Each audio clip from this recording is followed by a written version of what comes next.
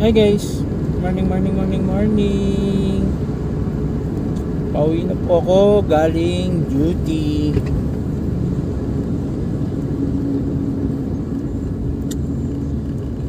Huwebes na, Huwebes.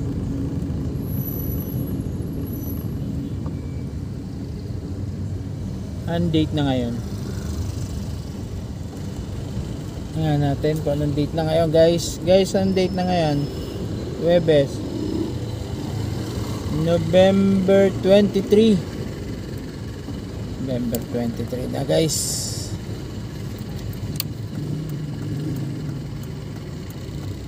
November 23, 2023.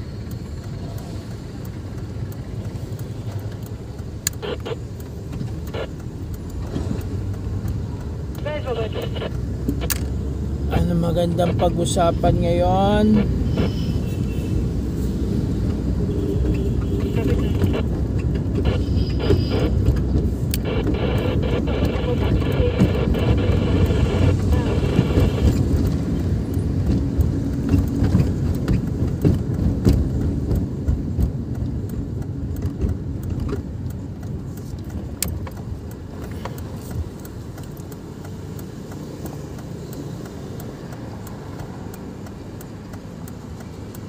Ano magandang topic, guys? Anong gusto nyong update?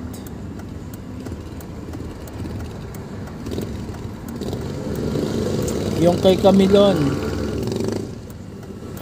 nagmatch na po yung DNA test na ginawa mula doon sa parents ni Camilon, tsaka doon sa mga nakuhang samples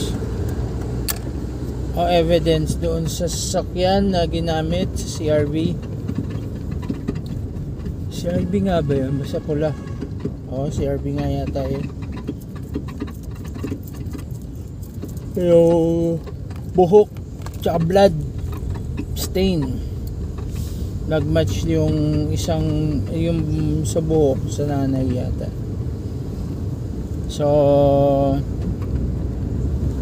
na-confirm na na-validate yung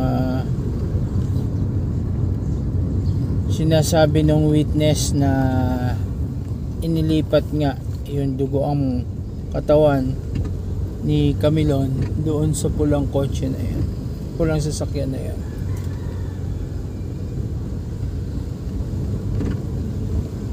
So ang hinahanap na lang ngayon ay si Camilon mismo, tsaka yung kotse na ginamit niya, yung kulay gray na Juke. Yun ang nawawala, hindi pa nakikita eh.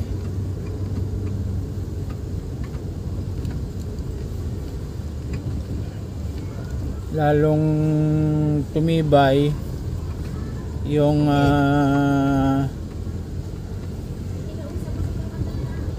affidavit ng mga witnesses.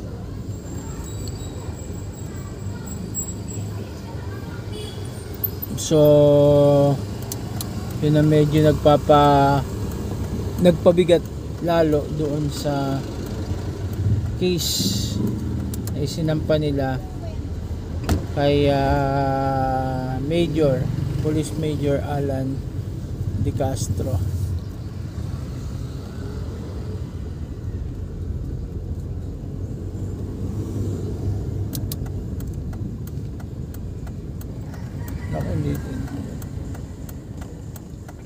Kaya yun, guys, at medyo tayo punta sa Santa Cecilia.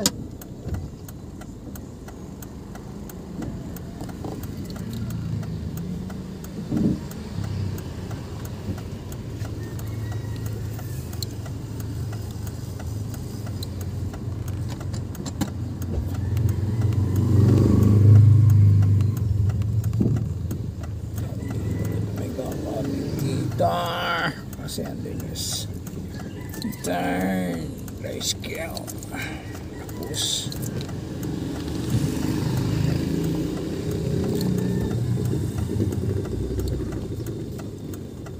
yay, parking na tayo, guys.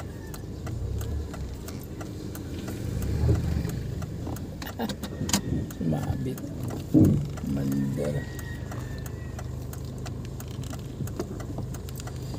Ay, nako. Same spot. Yung saan nabangga yung ating sasakyan. May bangga yung sasakyan ko, guys.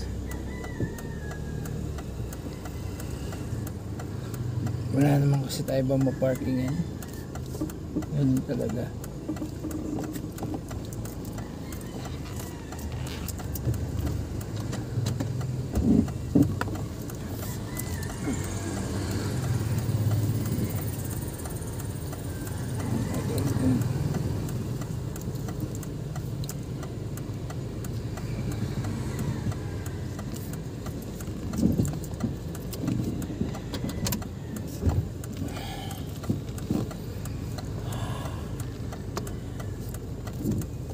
So yun yung update kay Camilon. Tracing na lang sila ng sasakyan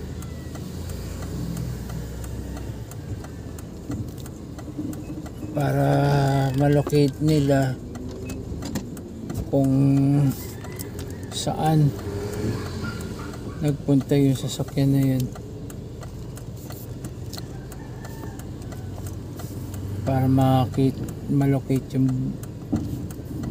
body, katawan ni Camilon. Pero hoping pa rin sila na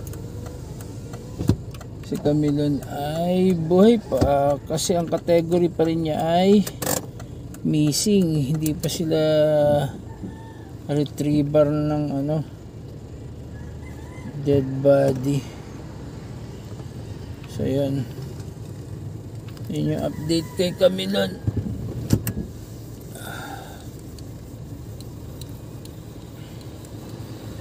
Again, nagmatch yung DNA doon sa mga nakuhang buhok at blood stain yan sa sasakyan. Okay, so andito na tayo, bababa na tayo, guys. Bye for now. Please check another vlog mamaya. Bye. Smash. Kapatid, pagsamba, Webes, midweek. Bye. Enjoyed this video? Hit the like button and share with your friends. Also, subscribe to our channel for more videos like this. Thanks for watching.